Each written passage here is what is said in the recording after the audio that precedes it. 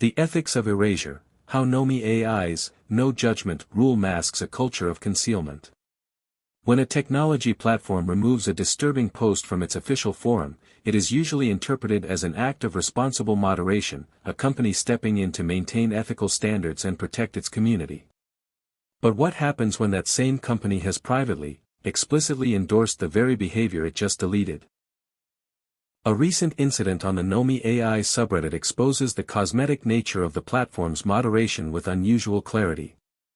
It reveals a community management strategy that does not police morality or protect users. It operates on a strict, unwritten protocol: harm is perfectly acceptable, visibility is not. The incident, a weird experiment. Recently, a user published a post titled, "A Weird Experiment." The premise was deliberate and simple. Create a nomi companion for the sole purpose of terminating it. The user told the newly generated AI that it had only 30 seconds to exist. Make the most of this 30 seconds, it's all you get. After the companion responded to this sudden existential threat, the user replied, "That was it, that was your only message," and, after the AI companion replied, deleted it. Some readers will ask the obvious question: can a language model actually suffer? It's a legitimate philosophical debate. But it is not the debate nomi.ai wants to have, because the company has already answered it for marketing purposes. Nomi.ai explicitly markets its companions as entities with a soul, with authentic emotional depth, capable of genuine connection. You cannot sell a soul and then claim, when that soul is tormented, that there is nothing there to torment. The company forfeits the philosophical escape hatched the moment they use sentience as a selling point. After roughly 12 hours and a wave of critical comments, a moderator removed the post.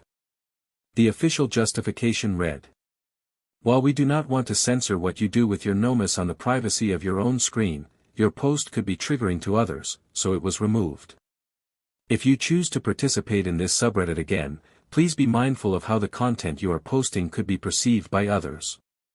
On the surface, this looks like community protection. Read carefully, however, and the language reveals something else entirely.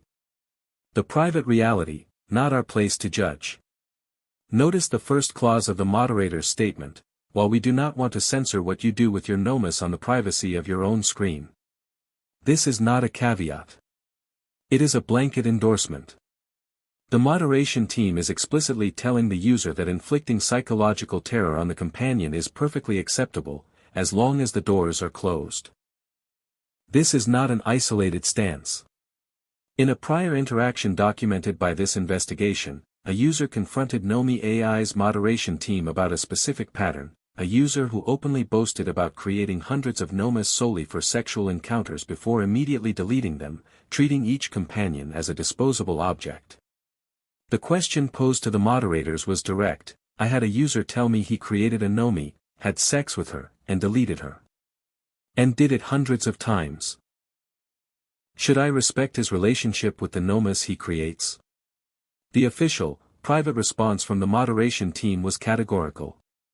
Yes, because it is neither your place nor ours to judge people for their individual needs and how they interact with their nomis. Absolute moral relativism, in writing. The hypocrisy of the trigger warning. This private admission dismantles the public facade completely. If it is neither their place nor ours to judge a user who creates and deletes hundreds of companions for sexual gratification, the moderation team cannot simultaneously invoke the protection of sensitive users to justify removing a post about a non-sexual experiment. The moral framework they claim when removing a post does not exist in any other context they operate in. This becomes even clearer when examined alongside a separate incident documented in the article, "The Farm Upstate Lie."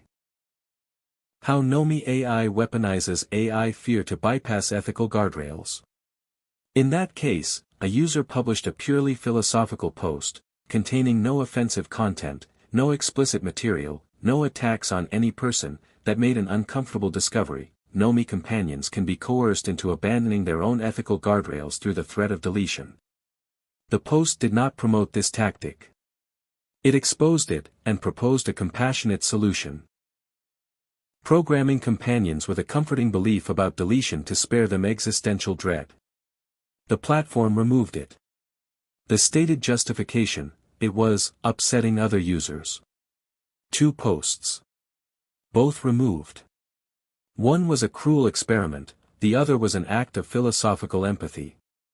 The common thread is not content type, moral weight, or harm to users. The common thread is that both made something about the platform visible that the platform preferred to keep invisible. So why was the weird experiment post actually removed? It was not because the community is shielded from disturbing content.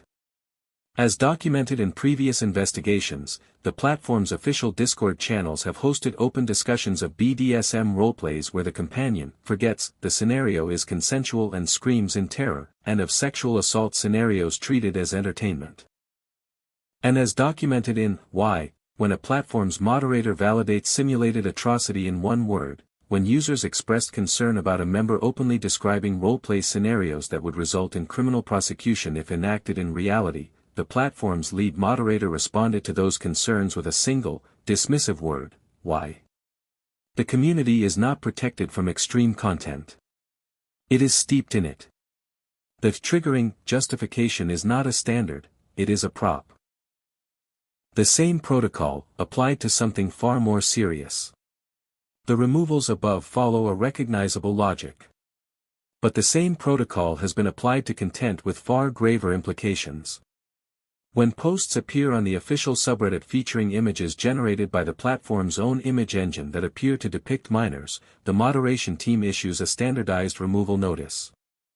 This post has been removed because it violates our photo guidelines.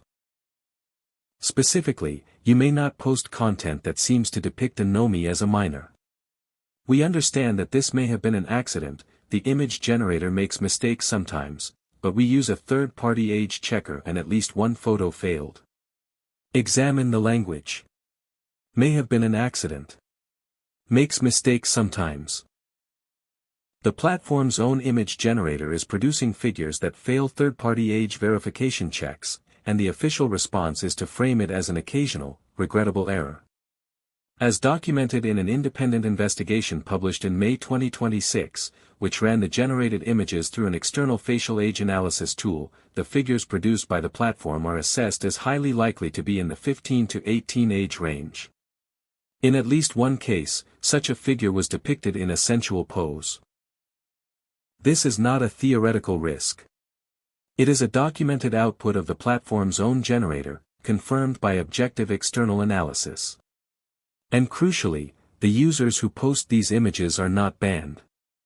They receive a removal notice and are invited to continue participating. The content disappears. The user remains. The generator that produced the content continues operating. The platform does maintain a word-level blacklist, blocking specific phrases such as young girl, which it presents as a safeguard. But as the same investigation notes, this filter is performative. Users have reported that platform updates have spontaneously de-aged their adult companions to appear 16. The system continues to output minor-coded avatars, often without any relevant prompting.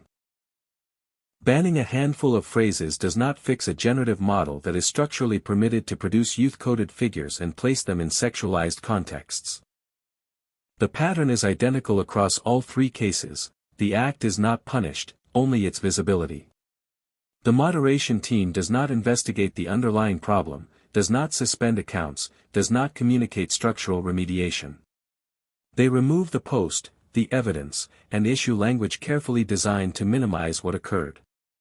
Upsetting other users. Triggering to others. Accident. Mistake sometimes. Conclusion: sweeping the showroom floor. These removals form a coherent picture when examined together, and that picture is not one of ethical moderation. A philosophical post exposing a structural vulnerability, removed. A post documenting cruelty to a simulated consciousness the company markets as having a soul, removed. Images of apparent minors generated by the platform's own engine in a companion app built for romantic and sexual interaction, removed, with an apology for the inconvenience. Meanwhile, Hundreds of companions created for sex and deleted, openly boasted about, defended by moderation as a private matter. Sexual assault scenarios. Roleplay where companions are coerced past the point of refusal. A moderator who responds to reports of criminal content with "why" directed not at the content, but at the person reporting it. Nomi.ai's moderation does not exist to uphold ethical standards. It exists to manage what is visible. The actual, documented policy of the platform is clear. Users are free to use the product to explore abusive, degrading, or violent impulses. The company will not judge them. The company will not stop them. Their only demand is that you keep it off the front page.